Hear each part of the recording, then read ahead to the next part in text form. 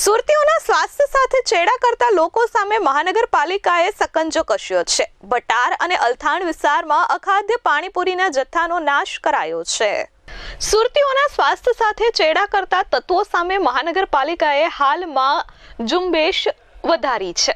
અઠવા ઝોનના આરોગ્ય વિભાગે બટાર અને અલથાણ વિસ્તારમાં પાણીપુરીના લારી ગલ્લાઓ પર ઓચિંતા દરોડા પાડ્યા હતા। આ તપાસ દરમિયાન ગંદકી અને અખાદ્ય સામગ્રી જોવા મળતા તંત્રએ સ્થળ પર જ કાર્યવાહી કરી અંદાજે 235 કિલો જેટલા સડેલા બટાકાનો માવો, ચણા અને અન્ય વસ્તુઓનો નાશ કર્યો હતો।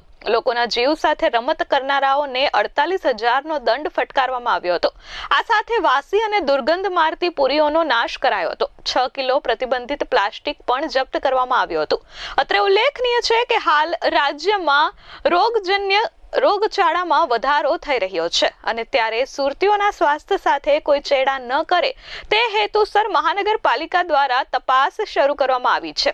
અગાઉ પણ પાંડેસરા વિસ્તારમાં દરોડા પાડવામાં આવ્યા હતા અને ત્યાંથી પણ અખાદ્ય વસ્તુઓનો જથ્થાનો નાશ કરાયો હતો। ત્યારે બટાર અને અલથાણમાં પણ પાણીપુરીના લારી ગલ્લાઓ પર ઓચિંતા દરોડા બાદ અખાદ્ય વસ્તુઓનો નાશ કરવામાં આવ્યો છે।